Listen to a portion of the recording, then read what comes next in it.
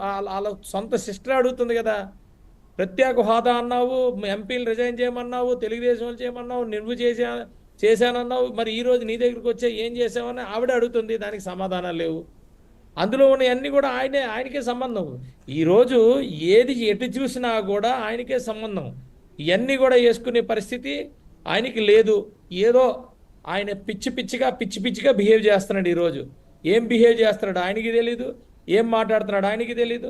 ఏం మాట్లాడినా ఏం చేసినా ఫైనల్గా ఆయన ఏం చేస్తున్నాడంటే నేను సిద్ధం, దిగిపోవడానికి నేను సిద్ధం. అది మాత్రం దింపడానికి మీరు సిద్ధమా? ఏదండి?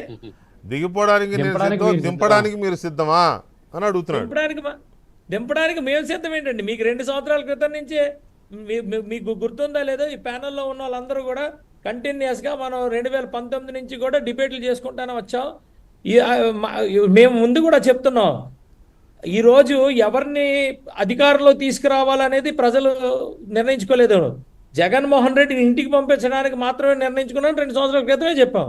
ఆ రోజు కూడా బాబు జగన్మోహన్ రెడ్డి ఇలా చేస్తున్నాడు అలా చేస్తున్నాడు అంటే ఇంకెలాగా ఆయన మీద మాకు మోజు అనేది పక్కన పెడితే ఆయన ఎలాగైనా ఇంటికి వెళ్ళిపోవాలనే ఉద్దేశంతో ప్రజలు ఉన్న తర్వాత జగన్మోహన్ రెడ్డిని రోజు ఆయన చేసిన తప్పులు మనం చెప్పినా ఎవరు చెప్పినా ఇంక ప్రజలు వినడానికి లేరండి.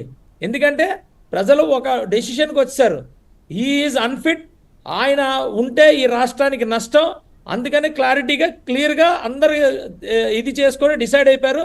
అప్పుడు ఆయన రాకుండా ఉండాలంటే ఏం చేయాలి అంటే కనీసం ఒక్క ఓటే దీని మీదన్నా ఒక్క సీటు మీదైనా ఆయన మళ్ళా ప్రభుత్వంలోకి వస్తే ప్రాబ్లం వస్తుందని అప్పుడు మొదలెట్టారు. ఎప్పుడు 2 సంవత్సరాల క్రితం మొదలెట్టారు.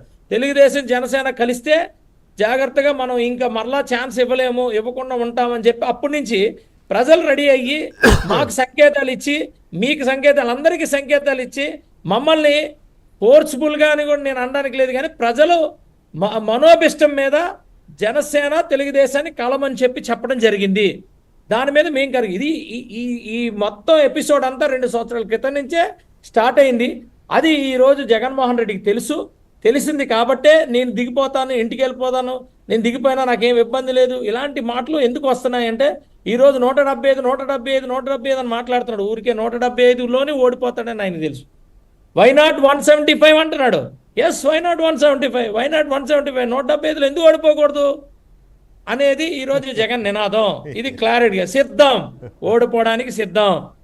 మరి అలాగే మాట్లాడుతున్నారు. వైఎస్ఆర్సీపీ మా అనకాపల్లి పార్లమెంట్లోని ఒక వ్యక్తి పార్లమెంట్ కోసం ఇస్తానంటే ఇస్తే ఏం చేస్తావురా, ఒక 10 కోట్లు 20 కోట్లు ఖర్చు పెట్టి, అదేంటన్నా మరి వైఎస్ఆర్సీపీ 150 కోట్లు 100 కోట్లు ఖర్చు పెట్టాలని అంటుంది కదా మన పార్టీ. మనం ఏం చేద్దామంటే ఏదో సీట్ ఇచ్చారు కాబట్టి